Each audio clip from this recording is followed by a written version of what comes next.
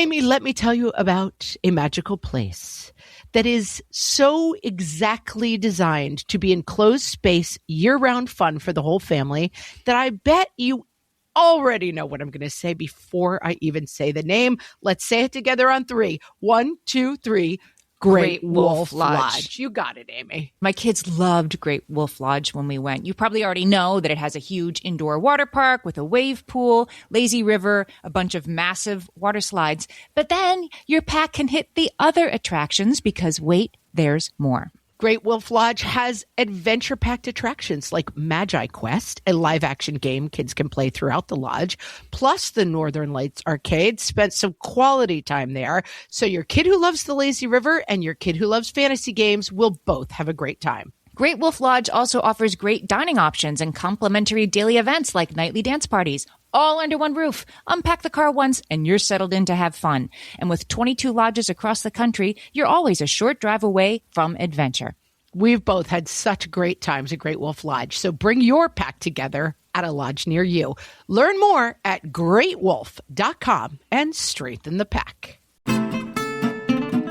Hello, everyone, and welcome to Fresh Take from What Fresh Hell, Laughing in the Face of Motherhood. This is Margaret. And this is Amy. Today, we're talking to Dr. Jean M. Twenge. She is a professor of psychology at San Diego State University. She's the mother of 3 daughters and the author of more than 190 scientific publications and several books based on her research, including Generations, iGen, Generation Me, and her latest book, which we will be discussing today, 10 Rules for Raising Kids in a High-Tech World, How Parents Can Stop Smartphones, Social Media, and Gaming from Taking Over Their Children's Lives. Welcome, Jean. Thanks so much. That sounds like something we want to talk about and our audience wants to hear about. That's right. Mm-hmm. I wanted to go back all the way to 2017, which is when I first became aware of your work. It went viral. You studied generational differences. Tell us about the revelation that you had in 2017 and then what happened when you wrote about it. It was actually a couple of years before that because, this is my job to analyze generational differences. So I keep an eye on the big national surveys of teens. And there's, like a 2-year delay in the data coming out. So with the data from 2012 and then 2013, I started to see these patterns that there was these sudden increases in teens saying that they were lonely, that they felt left out, that they felt like they couldn't do anything right, that their life wasn't useful. And those 2 are classic symptoms of depression. And then over those years, more and more it came out, well, actually clinical level depression is going up. And that, of course, begged the question of why. And it was completely misaligned with economic cycles. It was tough to think of anything else that happened around 2012 that might be one big event that kept going in the same direction, that had a big effect on teens' day-to-day lives. And then I realized when I was reading a poll one day, well, the end of 2012 was the first time that the majority of Americans owned smartphones. And I also knew from the survey data I've been working with, that's also when social media use became really common among teens. So then it kind of fell into place because teens were spending a lot more time on social media and with their phones and online. And elsewhere in these surveys also figured out they're spending less time sleeping and less time with their friends face-to-face in person. You put those 3 together, that is a pretty poor formula for mental health. And it's something that affected them, teens, every day. And almost all teens around the country. So it made sense that that might be why depression and loneliness are going up. So you wrote about it and everybody read it. It was one of those articles everybody sent to everybody. It was in The Atlantic. And at the time, some people dismissed it as alarmist or couldn't be the only explanation or correlation does not equal causation, et cetera, et cetera. I feel like people aren't really saying that now, that 8 years later, everybody's sort of like, it probably is the phones. Yeah. And there's still, a few people who want to deny it because that's just how things work. But pretty much everybody who has teen kids has seen this and has seen the effects of these technologies, which, smartphones are not all bad. It's just if you're on it for 10 hours a day, then you start to see some negative consequences. And that's what we have definitely seen. And I feel like just in looking around my own house, and I'm pointing at me as much as my teens, the default of phone use is so pervasive that at a certain point, the phones just come out. We had a dinner for a bunch of kids, and by the end, everybody's staring at their phones. It's just kind of this pull that pulls kids back into it. Even though they're in a yard with plenty of things to do, they are, I will say, to some degree interacting because they're showing each other what they're looking at. but it's not the same as throwing a baseball around. Yeah. And it's become the default.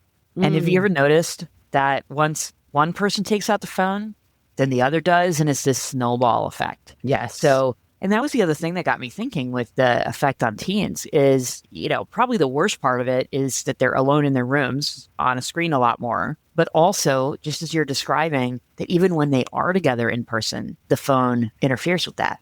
Mm-hmm. Oh, yeah. I mean, I can't tell you how many rooms of teens I've walked into, and it's 6 of them sitting in a circle, but everybody's on their phone. They're kind of together, not together in this funny way. Yeah. You before said something about you spend 10 hours a day on your phone, and probably some people listening are like, well, that's just some funny exaggeration, right? That's hyperbole.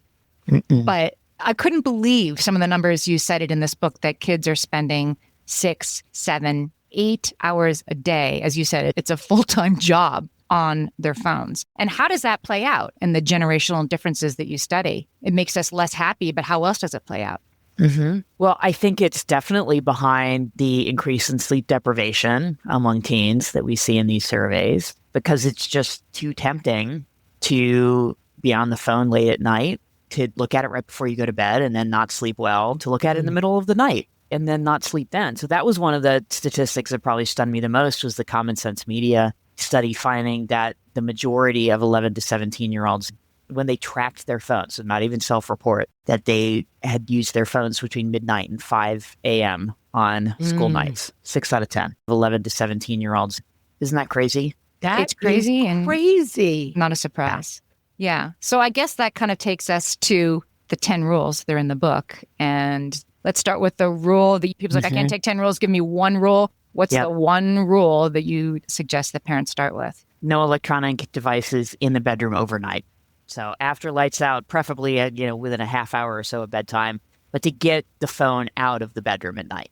And that's for all ages. It's not just for your kids. Right. If you can do that as a parent, you'll sleep better too. So there's a bunch of studies showing even having the phone there, even if you don't look at it, even if it's off, the physical presence of the phone, you don't sleep as well. We just are starting a school year where they've instituted a cell phone ban in New York. Yay. And yay, I Rule agree. 10. Rule 10 is to advocate for smartphone bans. That's right. Yes. We're not hearing yay from our children, but we are saying yay as the parents. Spaces and places make discipline easier. That we don't ever use our phone in the car. We never use our phone at the dinner table. Because what I find, and I have 3 teenagers now, that the kind of constant turn off your phone, turn off your phone, turn off your phone, turn off your phone. Yep. That it's much easier to say, no phones in the car, no phones at the table, no phones in your bedroom overnight. Then you say it once, you have one rule instead of, having to negotiate it every 5 minutes. That's right. And I see, and my kids are outraged by this rule. And I've been trying to explain it to them from the school's point of view that they don't want to be fighting this all day. And that the distraction of knowing it's in your bag and buzzing, you could hear it buzzing. Yes, exactly. You're now out of the lesson. You're wondering, even if you're not picking up the phone, like, was it my mom? Was it the girl I have a crush on? Exactly. It's so much more exciting than my history lesson right now.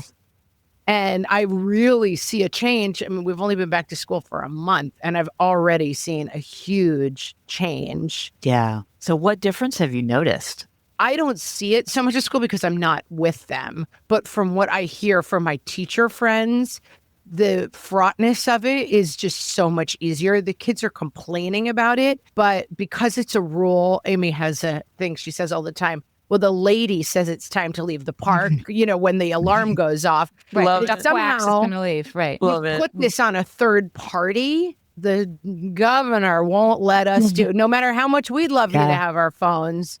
That's great. The dumb government is not letting it, but it feels like it's taken a lot of the pressure off of the teachers. Yeah. And at back to school night, they were telling us that they see the kids much more engaged with each other and talking to each other during breaks. Because the problem was that they're using phones basically between classes. They were grabbing their phones out. And in the 3 minutes, every single kid in the hallway is looking at it. People are having conversations and might even be discussing like, oh, did you know that thing about history that we were just learning about? And that's a huge positive that I wouldn't have even thought about.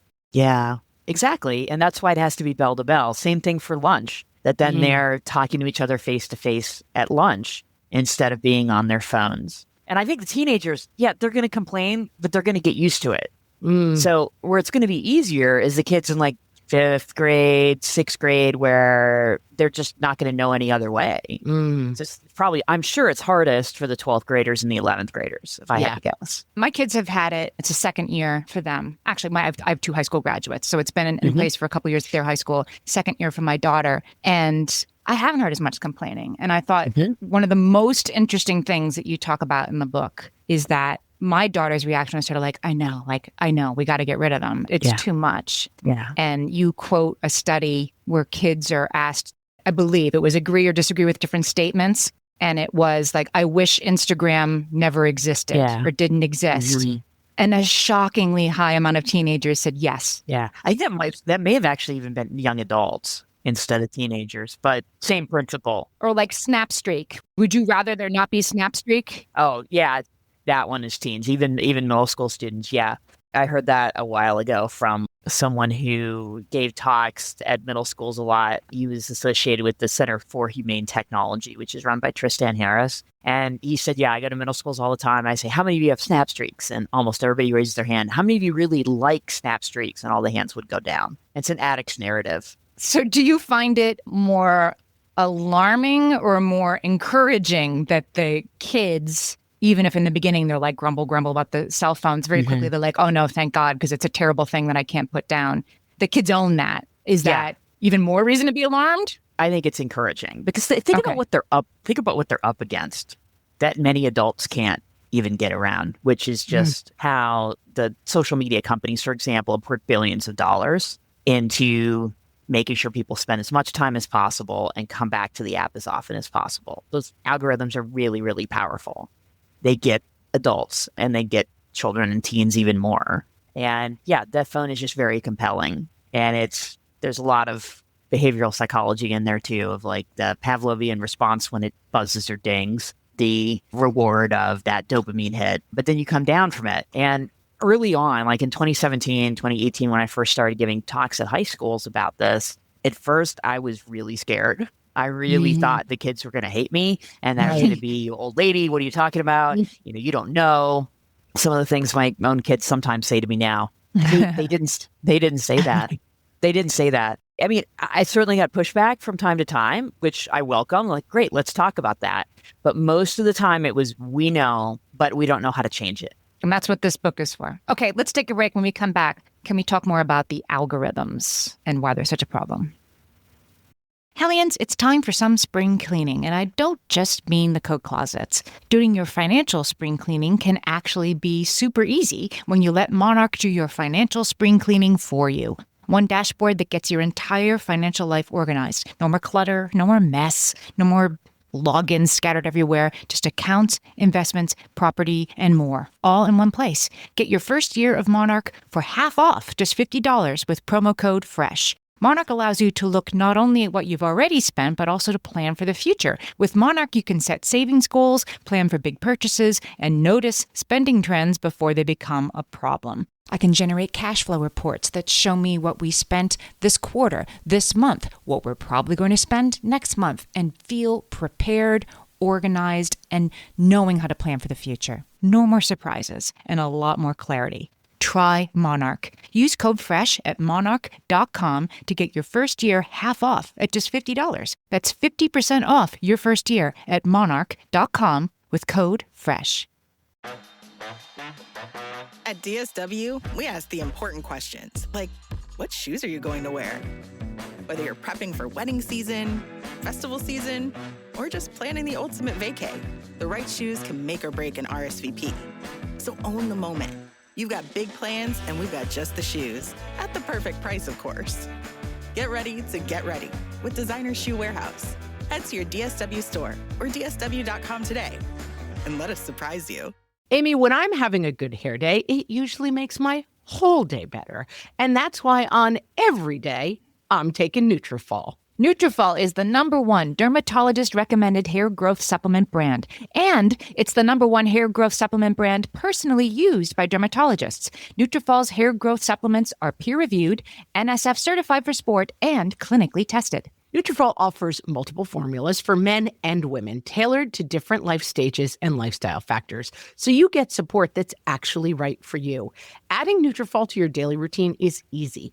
Order online, no prescription needed, with automated deliveries and free shipping to keep you on track. Let your hair be one less thing to worry about. See visibly thicker, stronger, faster-growing hair in 3 to 6 months with Nutrafol. For a limited time, Nutrafol is offering our listeners $10 off your first month subscription and free shipping when you visit Nutrafol.com and enter promo code LAUGHING.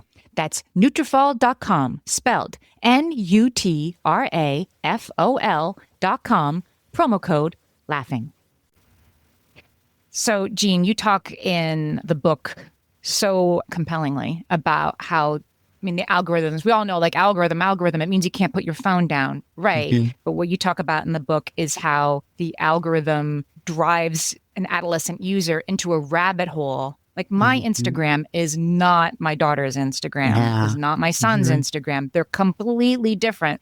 So when we say TikTok seems fine, we don't know what our kids are being directed and sent down. So can you give us some examples of how that plays out? Yeah. So what the algorithm does is it shows you more of what it thinks you want to see, because that will keep you on the app longer. So TikTok is a great example. It's known for having a very, very sticky and effective algorithm. And the thing it does is if you watch something for a little longer, or you just even linger on it for a little longer, and Instagram Reels does the same thing, you linger on it for a little bit longer, it will show you more of that.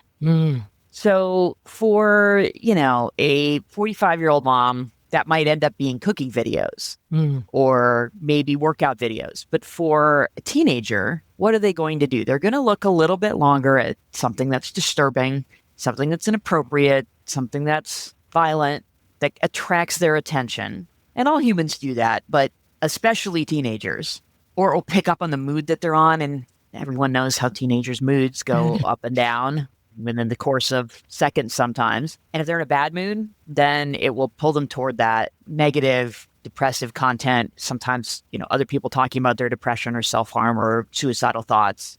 And then that's what they see, because that's how their algorithm works. So yeah, they can end up down these very deep, dark rabbit holes in a way that a relatively mentally healthy adult is not going to see or experience.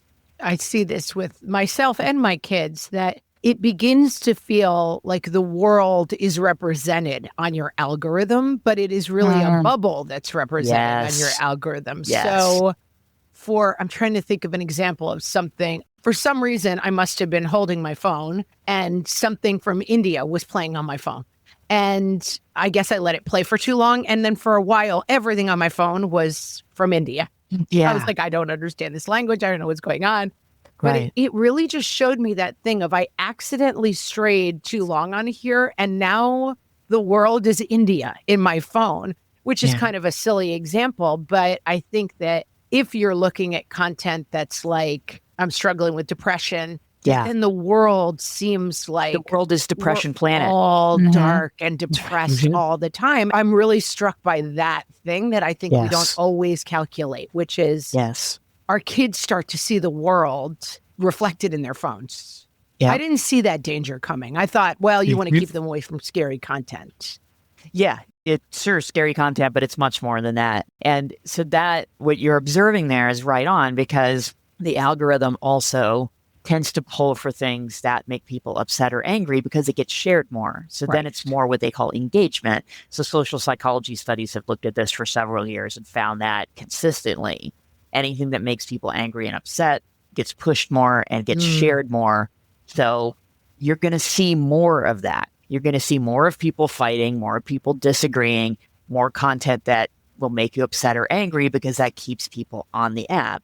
And it's a complete funhouse mirror. It distorts all of these things that, yes, you go to an airport or any other place in the real world, and it's not like that. And people are, for the most part, getting along. It makes me think of Charlie Kirk's death and the reaction to it, right? There were definitely some people in my life who were like, who is this, right? And then my young adolescents couldn't believe that these older people weren't, supremely aware of every word this person had ever said. And they were just both like, what do you mean this person's famous? What do you mean you've never heard of this person? And it just showed how algorithmically different we all are. Yeah. Fame is atomized. There's a few exceptions to that, but compared to my Gen X childhood, when fame meant, you were in a TV show or a movie, now my kids talk about this person and that person who, they saw on YouTube, and I have no idea who it is. But everybody has the same size microphone, which is another challenge because, Blue 264 told me that actually, and I'm like, that is a guy. Who the heck knows who that guy is? In his mother's basement, right? Right. Yeah, if a guy walked up to you at the mall and was like, by the way, stop taking vaccines, you'd be like, wait, what? Right. You're crazy. Yeah. Back away from me. Right. But online, people feel like, oh, well, they must be an expert because they have a lot of followers. Right. And no, it's because they have provocative content. Doesn't matter that it's wrong. Yeah.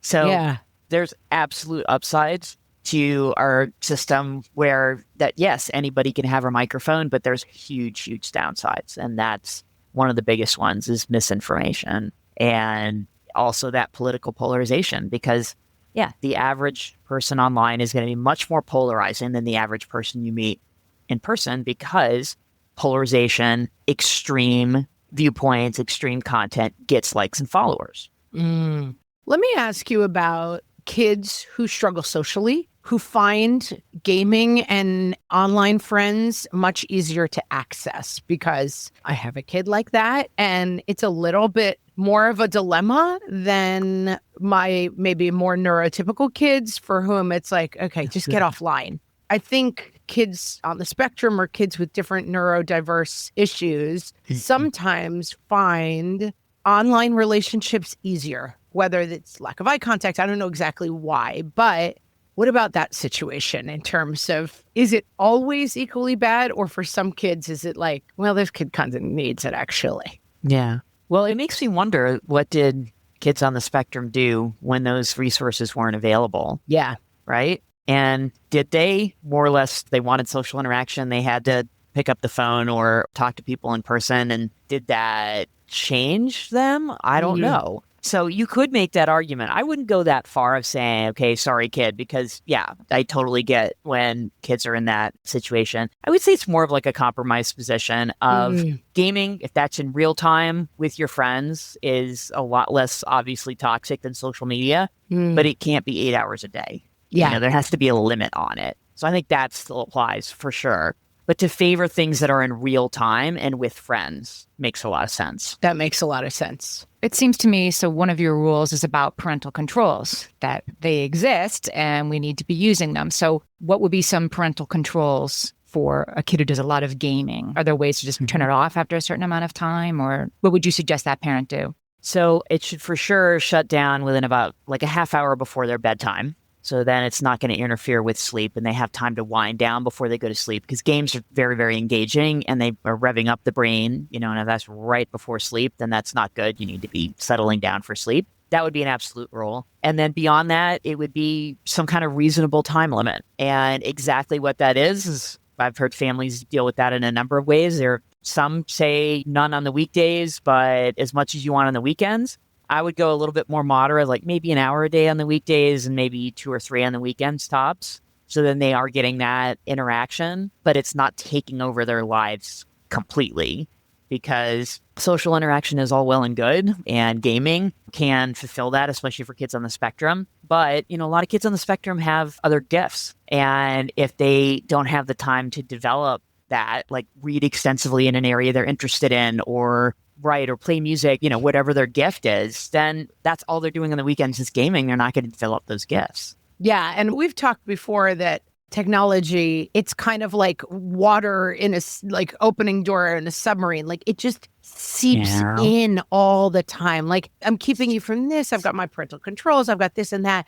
But now they've given you iPads at school. So now you're on an iPad working or watching TikTok. Like I don't really get me started on school laptops and iPads. I know. I have kids now who are teenagers. They go up to their rooms. Yeah. I assume they're working on homework, but You don't know. This is my life. their phone is in my hand, but it's in the groundwater, I guess is what I'm saying. Like then they're upstairs on their computer, but oh, wait a minute. I just figured out you can play Minecraft on the school computer. I don't know what the heck they're doing. I know. And it has YouTube on it too, right? That's right. YouTube, huge. Yep. Drives me crazy. And YouTube Shorts is basically TikTok, right? I mean, yes. In the beginning, I was like, we're banning TikTok. I'm a tough mom. We're banning it. And then I realized, TikTok is just YouTube Shorts. Or it comes in from so many different directions that I thought I was being so on top of it by banning that. But my kids are still watching a million stupid short videos about stuff that I'm sure is vaguely inappropriate. So what do you suggest, Jean, that parents do about that? Is it talking to the schools and saying, can we get some homework not on laptop? I mean, what would you do in such a situation to try to hold some of it back? Yeah, that's part of it is, trying to have that conversation with the school. Like, hey, my kid's really distracted and they're not getting their work done and they're on YouTube Shorts. My youngest is still in middle school and they got rid of YouTube Shorts on the school laptops. Finally, they still have YouTube, but they don't have YouTube Shorts. So like tiny progress. I mean, it is actual progress in a way. Yeah, I mean, so that's good. And then I also, and this is not a perfect solution. It depends on how it works in a particular school district. But if they can use a personal laptop instead of the school laptop to do that homework, it's usually by high school they can. Then you can put parental controls on it. Then you can put a time limit on YouTube. Usually you can't ban it completely because they often need to watch a YouTube video for homework, which I get. Why can't they just incorporate that into Canvas? So this is the other type of conversation that try to have with the folks at school of, can you have that video like play in Canvas or be downloaded or just not on YouTube? Because I don't know, I teach college students. I use YouTube in my teaching. I get how it can be educational. I get how it can be useful. But then if they watch that video and then they're watching the next video and the next video, then they're not doing their homework. Yeah, and it is really a rabbit hole. I mean, I find myself sometimes checking Facebook, usually for work stuff. And then suddenly I'm watching like AI shorts of like the royals dancing. I'm like, what? How has this happened to me? Like, I'm not interested in this, but I have somehow spent a half an hour watching stupid AI videos. Exactly. And then I'm reading the comments to be like, did these people not realize this is AI? I don't know. It really sucks you in. It does. That's what it's designed to do. Yeah. It is designed to do that. And it's very effective at doing that, even for adults. And then imagine being 12. Yeah. Right. And it's kind of infuriating that really the only... Oh, yes. We know this, the social media platforms know this, and the fix is, well, parents, just tell them to put their phones down, right? That seems completely unfair to me. It is 100% unfair. It's absolutely ridiculous. Parents are in an often impossible position. And, obviously I think parents can do some things. I wrote the book to try to make it easier for parents, but we need more regulation. And we need schools to think a little bit more deeply about the ed tech, which doesn't seem to have had the results that they were hoping for. Yeah, it's one of the many problems that we've discussed, including family leave or all sorts of other policies where this tip of the spear comes at mom like, well, you should just figure it out. It's like, I know. There's a gigantic system designed I know, it's infuriating to make this hard, but I think it's worthwhile to put it in front of people, and especially mothers all the time. This isn't happening because you're a bad parent. This is happening because multi-billion-dollar corporations are making this as hard as humanly possible. It's not because you stink as a mom. Exactly. We have to give parents grace, absolutely, and acknowledge how hard it is. And I found it hard too with my 3 teenagers. And I talk about that a lot in the book of like, look, this is a really hard job. It's hard for a reason. Exactly. And I'm really hoping that we'll get more regulation in this area. Like Australia did that. They raised the minimum age for social media to 16 and they're going to verify age. That's supposed to go into effect in December. So we'll see how that goes. I'm hoping it goes well. I'm hoping other countries will follow. We're talking to Dr. Jean Twenge, and we'll be right back. All my kids learned to swim when they were little. It was super important to me that they be confident and safe in the water. There was only one problem with that: taking them to swim lessons. I mean, the pools were freezing. There were always cranky adults doing laps right there. And it was definitely not, for any of us, what you would call fun. Amy, heard. But now there's Goldfish Swim School. Goldfish takes a really thoughtful approach to swim lessons, combining research-based teaching with a warm, kid-friendly environment that actually helps kids thrive in the water. Every detail at Goldfish is thoughtfully designed to create a golden experience, from shiver-free, warm indoor pools to comfy waiting areas for parents to professionally trained lifeguards on deck. Goldfish uses an approach called the science of swim play, which combines guided play with proven teaching techniques to help kids learn to swim, build water safety skills, and gain confidence, all at their own pace. Lessons are designed to meet kids exactly where they're at. If you've been thinking about swim lessons or just wondering where to start, this is a great opportunity. Right now, Goldfish Swim School is offering a waived membership plus your child's first lesson free at participating locations. Just visit goldfishswimschool.com/free to find a location near you and enroll using promo code FREE. That's goldfishswimschool.com/free, promo code FREE. My favorite skincare products actually feel more like self-care, like they're so nice to put on and they smell so good that I'm actually happy when I get to that part of my day.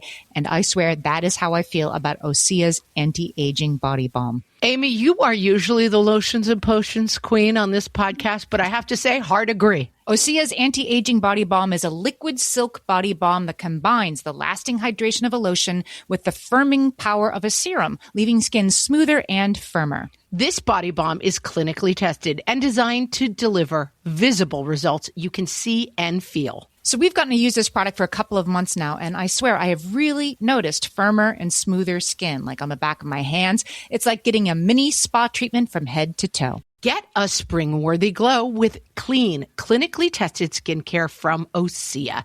And right now, we have a special discount just for our listeners. Get 10% off your first order site-wide with code FRESH at OseaMalibu.com. That's 10% off your first order with code FRESH at OSEAMalibu.com. Jean, can we talk about that? That was the rule that I thought in your book, like, okay, this is the most challenging and probably the most important, perhaps, that this note that we shouldn't allow our kids to have social media accounts until they're 16. Or later. Or later. Now, Meta or other platforms set it at 13. And you point out in the book, which I had never considered before, that that is an entirely arbitrary age. So tell us about the problems, even at 13, with having access to these platforms. Yeah. So 13 was chosen as the age of so-called internet adulthood in 1998, before social media even existed, as a compromise with tech companies. It wasn't chosen in consultation with, any parents or authorities or anything. Because really, what parent or developmental expert or teacher would ever say, 13, middle school, right at the beginning of puberty, that's the perfect time to introduce social media. Like, no one would ever argue that middle school is hard enough already. And there's so much maturity that happens between 13 and 16. Just a lot of development of self-control. The social system among kids settles out some. They're not quite as sensitive to what other people think at 16 as they were at 13. So it doesn't make sense for it to be 13. Although, speaking of like small progress, I think it'd be amazing if the social media companies verified age even to make sure that kids were 13, because they don't even do that. There are 10-year-olds on TikTok on a regular basis, even on Instagram, because they don't verify age. And they say they do, we see, sometimes we kick them off, but it's routine. And surveys show that 10 to 12-year-olds are, I think, maybe not the majority, but a good 40, almost 50% are on TikTok. So clearly they're not doing enough. But I think keeping them off of social media until 16 is challenging. That I do think can be done more than, say, keeping them off YouTube on the school laptop. That's really hard. But with social media, if you give them a basic phone as opposed to a smartphone, if you put parental controls on their laptop, you're getting things like you're talking about, like the water sneaking through, but then you have the tools in place to block it. So my younger two are 13 and 15, almost 16. And so they have a couple of times managed to open accounts, but I've managed to shut them down and block access pretty successfully with those two strategies. I will say one of the things that's good about TikTok is that it serves you your kids' accounts, even if they're secret. Don't ask me how I know. But this leads me to a question about scaffolding and figuring out, like, I now have a 17-year-old as of yesterday, 15-year-old and a 13-year-old. Yeah. And starting We've kind of taken the approach. I mean, do they have social media? Maybe some. And then, of course, like Amy was saying, I think of social media as Facebook and Instagram. They're on Snapchat. Like, I don't know what Snapchat is. But it's the favorite app of drug dealers. That's what it is. Oh, that's great. Good to know. Good to know. Great. That's awesome. Gotta recheck that one. But how do you start, I wonder, scaffolding kids to be able to use social media responsibly? One of the things I always tell my kids is everything you ever post on social media, I want you to picture me and your high school principal sitting down and opening your phone together, because the chance of that happening is very high. I also feel like it's important, having a 17-year-old now, to say, like, let's try to talk about how we're using these things. You know, are we engaging in bullying of other people? Are we watching inappropriate things? If you are only getting served content about variations of people's sexual expression, you might not be ready for that information at 13, and you might start seeing the world as being 90% something when the world is 2% that thing. Exactly. And so how do we do groundwork and get them ready and be talking enough about social media? Because it's not just like when you turn on your 16, you'll be totally fine. Right. Absolutely. And I should also say here that some people argue you should put it off until 18. And I have a good amount of sympathy for that viewpoint. Yeah. Partially because when you open a social media account, you're assigning your data away. And what other contract can a 16 or 17-year-old sign? But this is another slippery slope. Yeah. My kid is on, Sports U, which is fundamentally a social media app, but that's how they get all their information about their games that are coming up. Yeah. And it shouldn't be that way. Yeah. They should find another way to do that. That's another conversation. But it looks just like a social media app. It's crazy. Yeah. But to answer your question, Rule 1 has the 7 conversations you should have with your kids. And not even at 16 before they get social media, but even probably starting at 10 to have these conversations. Like, never, ever, ever send a nude picture is number 1. That's a good one. And let me tell you, it's something I randomly shout at my kids like 10 times a week. Don't ever send pictures of your junk to anybody, ever. Right. And from my Generation X viewpoint, it's like, who would ever do that? And like literally everybody does that if they're under a certain age now, except your kid, hopefully. Exactly. Can you tell us a little bit about, because I'm sure people listening are like, this is great, sounds good, but there's no way that's actually practical to put into use. But you walk the walk. You have 3 kids. You are putting these restrictions in place with your own kids. Do they hate it? Have you gotten them to buy in over time? How have you done it?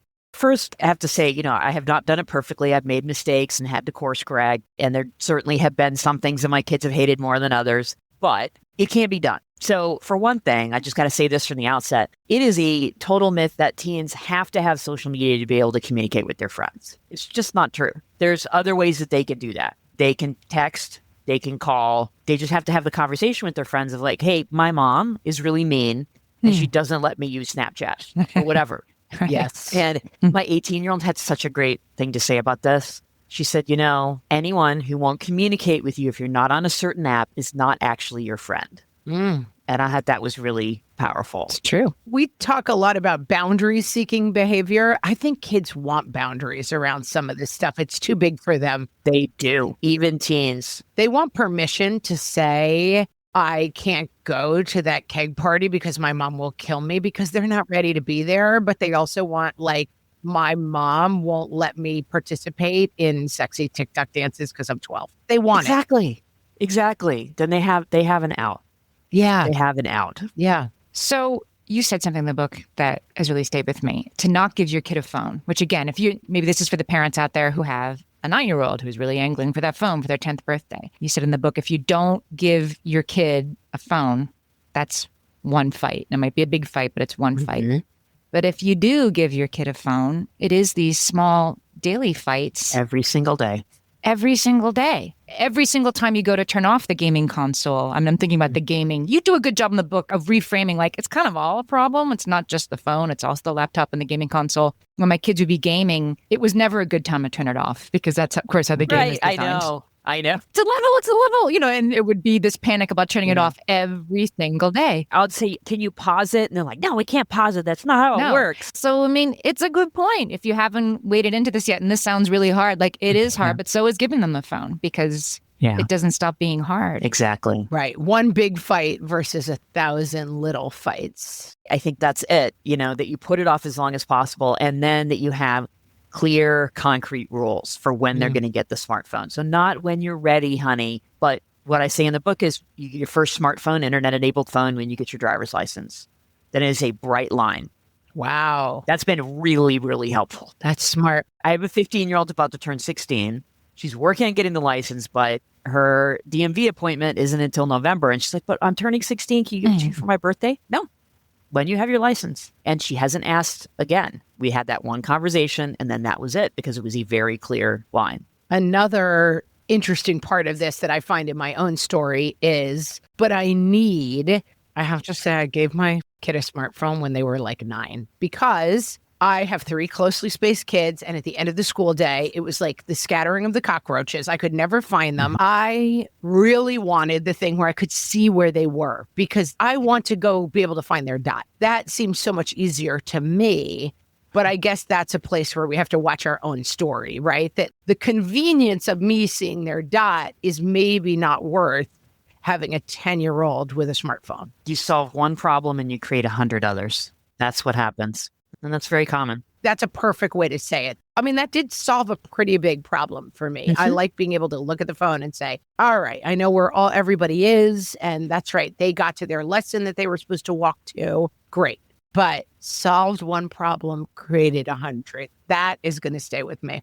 We've been talking to Dr. Jean Twenge. Her new book is 10 Rules for Raising Kids in a High-Tech World. This book, no matter how old your kids are, no matter where you are on getting your kids a phone and their social media journey, you will find so much useful takeaways and so much to think about. Dr. Twenge, tell our listeners where else they can find you. So my website, jeantwenge.com, has all about my books and speaking engagements and op-eds and all of that good stuff. That's probably the best resource. Spelled Twenge, and the first name is Jean, but we will link to that. So you're probably doing laundry or driving.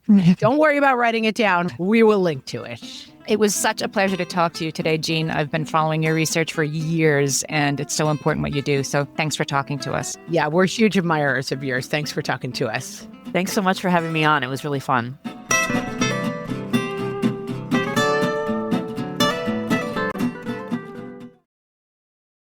Refresh the rooms you love for spring with Pura. Our collection of floral, citrus, and fresh scents brings a light, airy feel to every space, like opening the windows on the first warm day of the season. From soft blooms to bright citrus, each scent is designed to capture the energy of spring and make your home feel renewed, effortless, and alive. Learn more at pura.com.